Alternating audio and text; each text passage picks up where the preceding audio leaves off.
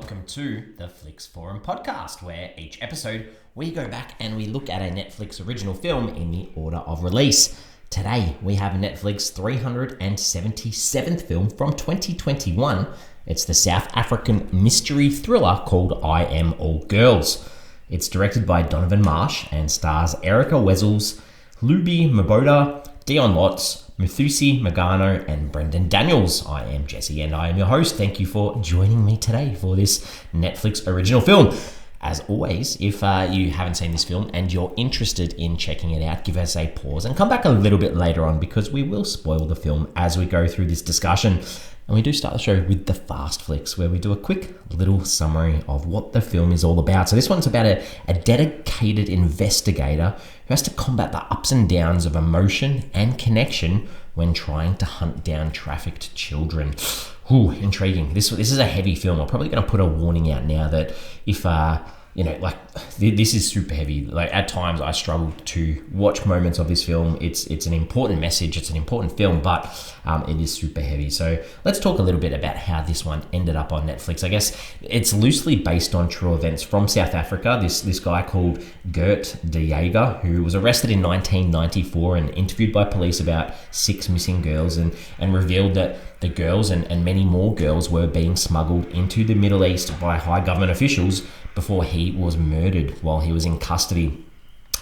This was then covered up by the apartheid government and they refused to release this video interview, I guess. Some of the missing posters throughout the film too have similar names to some of the missing victims, but apart from that, the rest of the film is fictionalized. So they use this basis, I guess, of true events and true things to sort of tell this horrific story.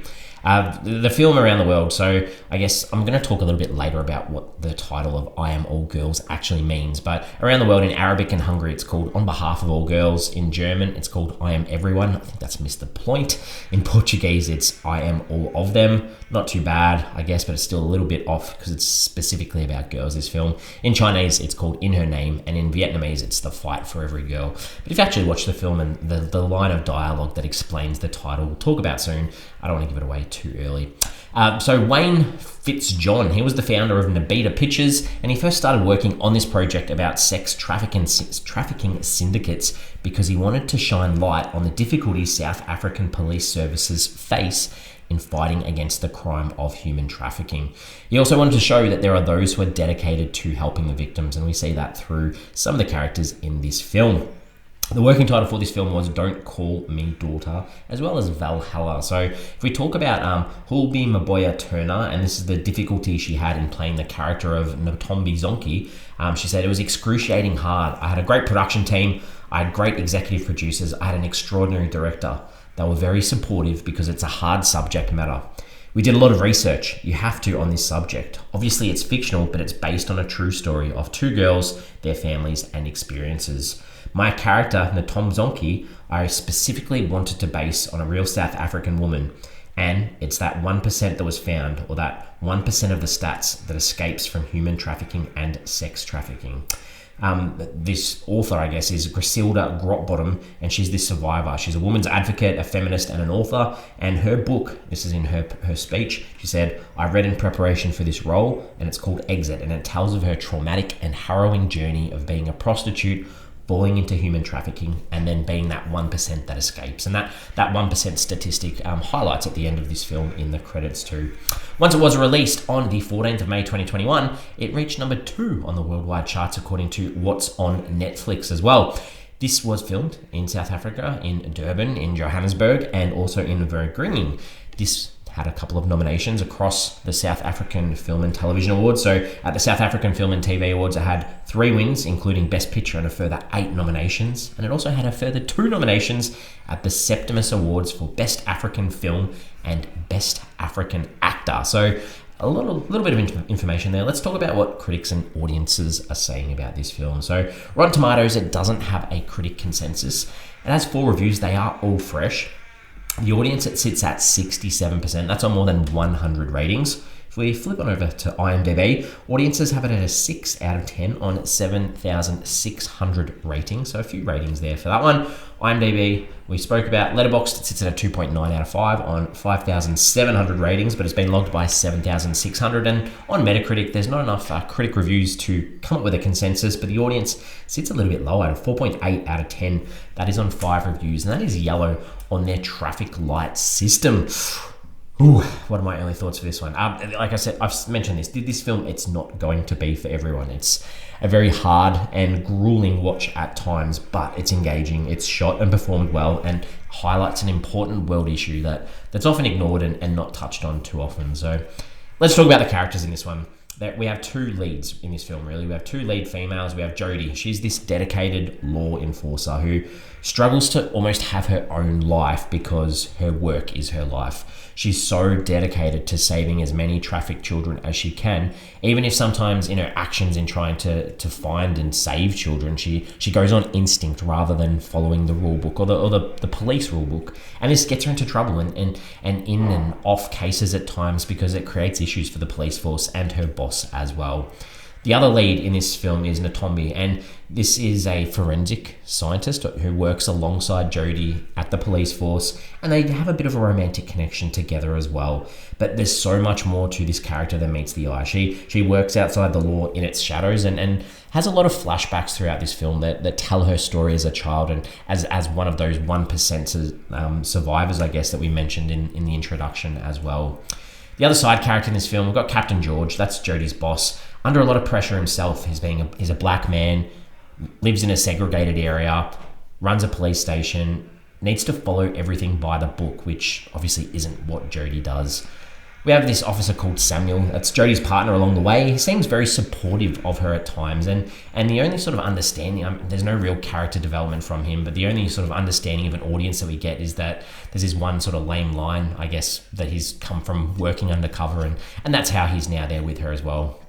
The villain in this film that they sort of use as the face for these rings and the abuse against these children is a character called F.J. Nolte, and he's this disgusting, dirty politician almost, and he's that face of crime throughout this film.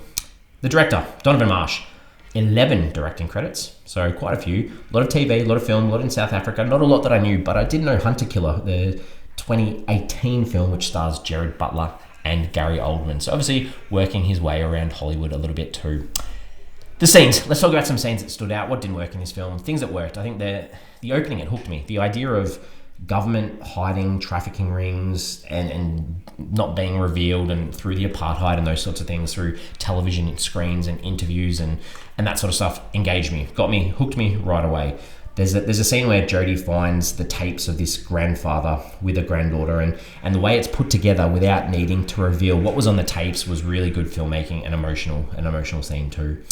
The moments of Jodie and Natombi, it's almost together, out drinking, dancing, exercising, merely holding hands. They were very tender moments and well shot and put together as well. Natombi going and clearing out this brothel that she was made to work at as a child, and leaving almost that madame type woman alive, and the look, the facial expressions towards each other, and as this woman is taken away in a police car, just told so much. The idea almost that the faith that she's never going to reveal that it was Natombi who had murdered everyone and cleaned the place out, but also that look that she's almost freed her in that same moment. I thought that was really good. The scenes at the docks with these huge shipping containers, really good job of making it feel like finding a needle in a haystack through this cinematography and trying to find these kids and these women as well. I thought that was well done. Things that didn't work. The reveal of Natombi going home and being the hooded vigilante, I guess, it was kind of so obvious that it didn't need an almost Batman-like reveal. I think there's a montage too of her training herself to be strong and educated as a kid into her teenage years. It was a bit drawn out and not really needed too. And I guess the idea too, George's family, there's a moment where they're targets and him and Jodie rush to his house and they're fine. And it didn't really add anything to the story other than maybe that side note that the police that are trying to do the right thing are sometimes threatened as well as their families. Some themes, some ideas in this one. Obviously, police corruption and crime plays a big part. The apartheid playing in the background and sweeping things under the rug at times too. Revenge plays a huge part, making those who commit atrocities pay. Obviously, if the law can't do it, then the idea that others will, the burden almost of police work too, the emotional toll alongside needing to follow the rules can be so hard when trying to uncover the truth and not actually being able to jail or put away any of these people. And obviously the awareness that this film is raising of sex trafficking and the sadness of it and what can be done. I think that's a nice, not a nice question, but a question that this film highlights too. What did I take away from this one? I think Natombi as a character was super engaging. So many shots on her eyes, tears rolling down her face, like the stationary body, almost explaining so much pain and anger and grief with so few words. Just a very compelling character in this film. Some questions, some pondering, some ideas. I think when I was looking into this film, Decider, the entertainment publication on news.com, they stated this, and as I was watching this film, I couldn't help but think of the similarities. They said that I Am All the Girls, this film, might remind you a bit of Olature, the Nigerian sex trafficking drama that came out on Netflix the year before. I agree, we've done that film on this show as well. Very similar themes, very similar ideas, but both different films and both good films too. So if you haven't seen Olature, check it out on Netflix, and I also think they've done a follow-up television series on it as well.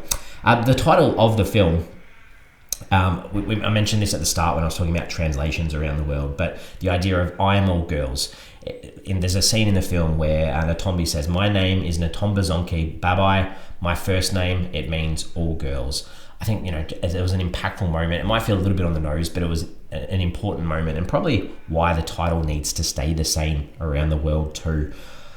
I didn't put this into the forgettable scenes. This is the last part I'm going to address, but I really do need to address it. I think the conclusion of the film, so Natombi is killed in the shootout as a plane's trying to escape, and the conclusion is that Jodie takes on Natombi's black cape persona almost and chases down FJ Nolte, the politician, and kills him.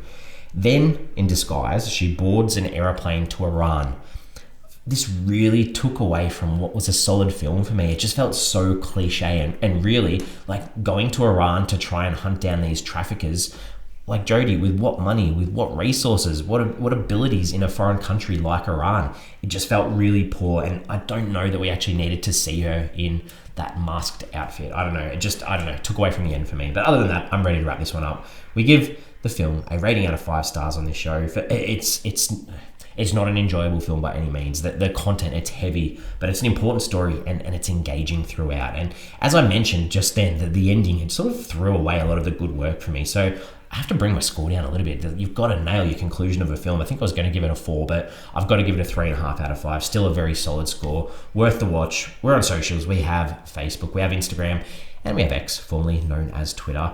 The question for this episode that I wanted to ask was the idea of these 2 leads. Did having 2 leads take away from the overall narrative?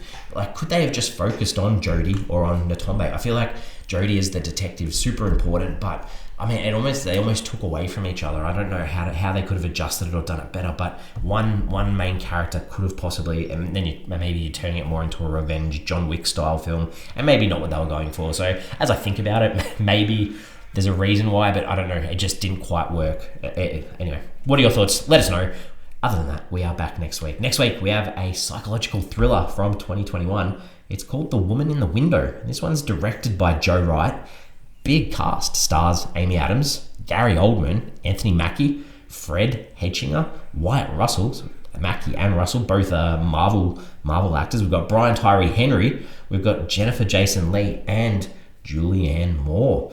Cool. I'm excited. I remember when this one came out. I remember hearing about it. Don't know anything about it though. So I'm excited to break that one down next week with you. As always, thank you for listening, and I will see you next week.